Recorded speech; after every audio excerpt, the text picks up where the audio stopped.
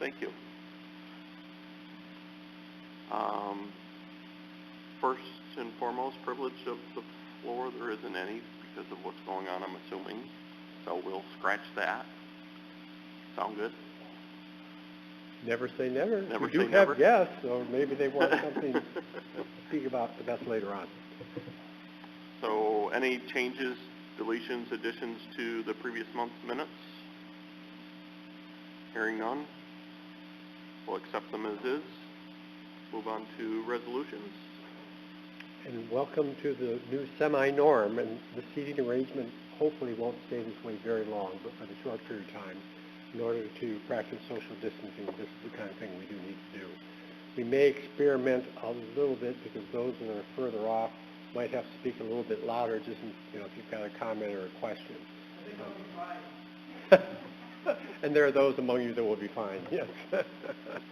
So the first resolution of the evening is authorizing agreements with the Federal Aviation Administration, Emerging Growth Enterprise LLC, which is No Form Systems, and McFarland Johnson Incorporated in relation to the Watertown International Airport film foam testing equipment, seat period determinations related thereto, and amending the 2020 county budget and capital plan. Any questions? All in favor?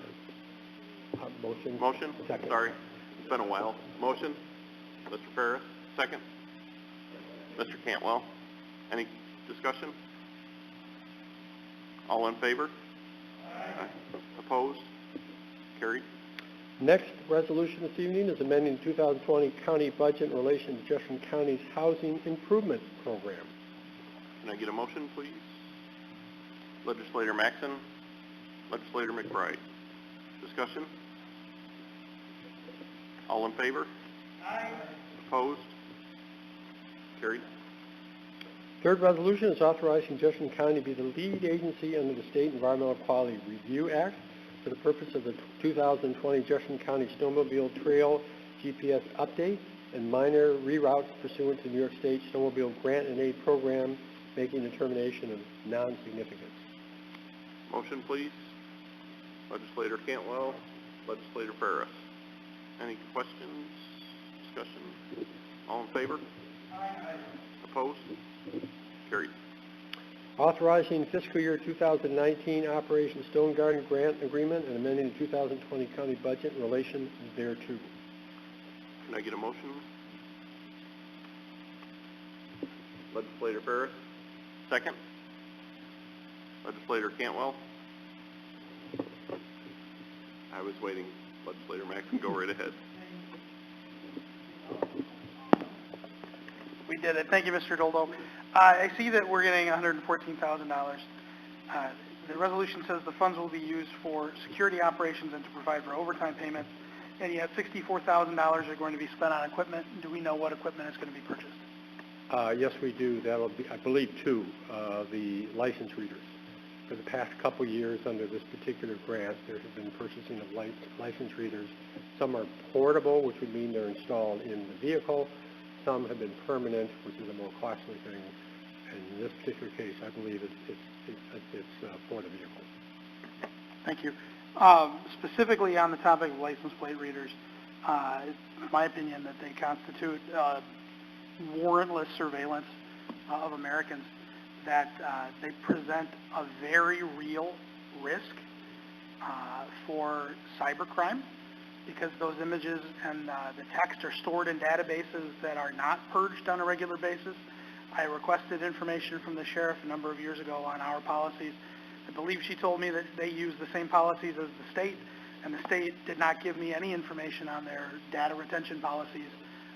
It's just not a good idea to keep that information around. There are lots of different reasons why. I will be opposing this grant in this resolution, but that's just the icing on the cake. It's just such a bad idea.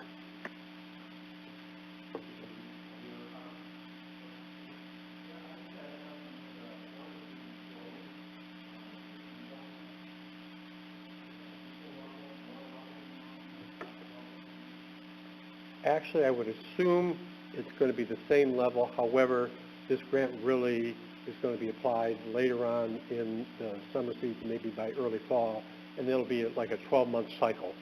As you may recall that it wasn't that long ago, probably back in February, March, where we actually brought some of this money forward. So their schedule and our fiscal schedule are two different things. So it'll be further out, and hopefully by then the board is open.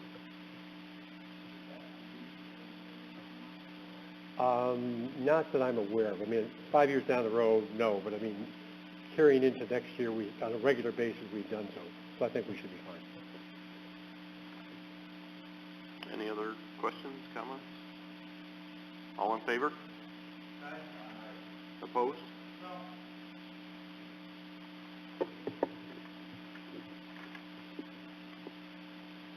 Resolution number 5. 5, I'm sorry. Number 5. Yep.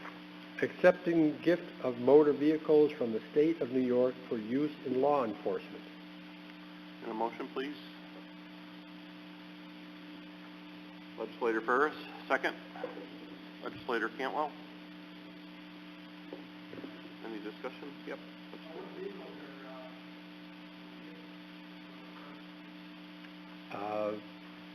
There would be... No, there would be 4 vehicles and probably used, and they're for a certain patrol group. No. This is for a certain task force.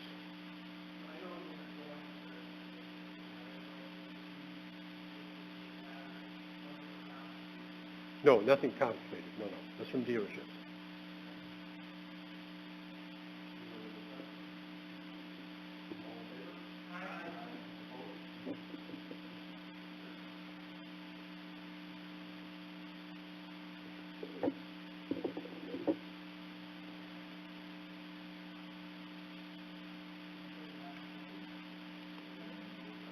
Yes. The one other item is in regards to the Comprehensive Economic Development Strategy, CEDS, which really is a 5-year program, and this upcoming year, starting this summer into the fall, maybe even into next year a little bit, it will be the update. So it's a major upgrade. This is the 5th year, so it's a brand new review of the economic development plan that's put into place.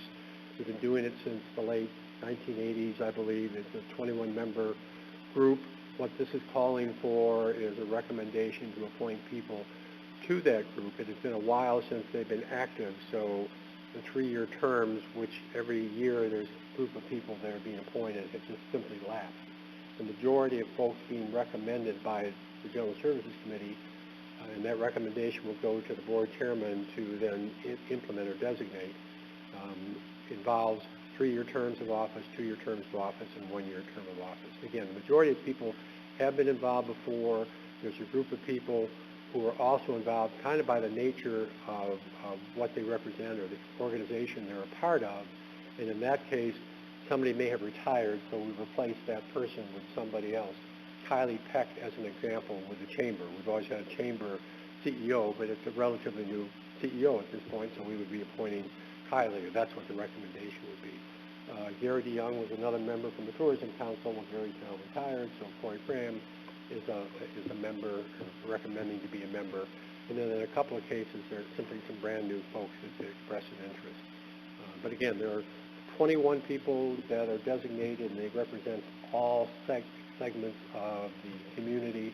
You have one board representative, and that would be Mr. Peck, and his term doesn't align with everybody else's, but so it's for a 6-month time period, and then come next January, we would reappoint for a 2-year cycle to get back online. But anyway, the recommendation is for 21 people, the majority of which have served in the past, so there's some nice continuity, but there's a lot of new folks involved as well. So what happens is an endorsement of the General Services Committee to the chairman, who just left the room, but then he would then follow up and make the designations based on your recommendation to the General Services Committee.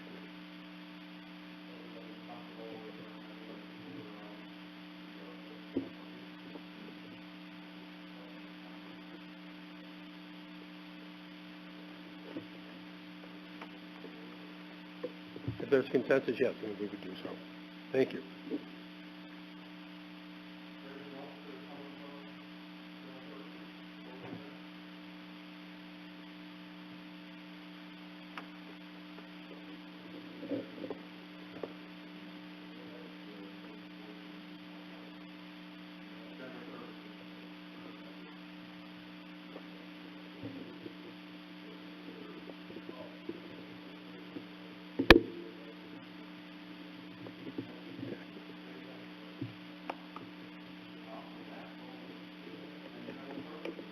I would just, in honor of Phil, who's busy celebrating his 35th wedding anniversary, his wife's birthday, and the kids coming in for the week, would just acknowledge that starting 2 days from now, we will be back to 2 flights a day at the airport. American is now getting back in a more active role. Our ridership has been going up. It's not anything like it's been in the past couple of years, but it's definitely moving back up. And so they're showing up again starting the day before, 2 days before 4th of July, with 2 flights a day. So that's a very positive step in the right direction. And then just, I'm sure everybody's already seen, there's been a couple of awards of projects that have been in the making for some time, but the formality of it is one was an $8 million project, another one's about a $400,000 project. Again, all very positive investments into our airport operations. So on behalf of Phil, I would reference that for everybody. Bob, do they have any idea the percentage that we could be possibly hurt from the Canadian traffic not being able to come over the border? Oh, you mean in terms of ridership? No, Yeah, ridership. I don't know. What I could tell you in days gone by, a good number of the vehicles you would see in the lot would be primarily from Ontario, maybe some from Quebec. There aren't nearly as many cars, period, nor are cars from Ontario. But in fact, interestingly enough, there was a period of time now, a while ago, where a good number of our neighbors flew out of Watertown, probably heading south or southwest somewhere, and making the arrangement to go home once the border had closed. They went directly to Toronto, to Ottawa, or wherever. Well, it took them 2 or 3 weeks to make arrangements to get their car because they can't cross the border. So they made arrangements that way, and eventually got their cars back. It was kind of an odd, I'm sure, an odd sort of circumstance to end up not having a vehicle once you got home because it was now in the States and you're back in Ontario. Legislator Peck? Thank you, Mr. Dodo. With American Airlines, do you know what their procedures are going to be for passengers? Are they going to be, fully filling their cabins, or is everybody going to be wearing masks? Or They'll be wearing masks, and in terms of full cabin size, I'm going to speculate because I honestly don't know, but nationally, they are moving back to a full load.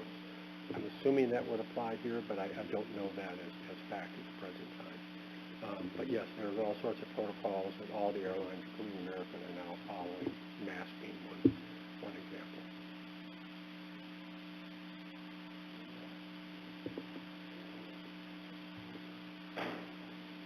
Thank you.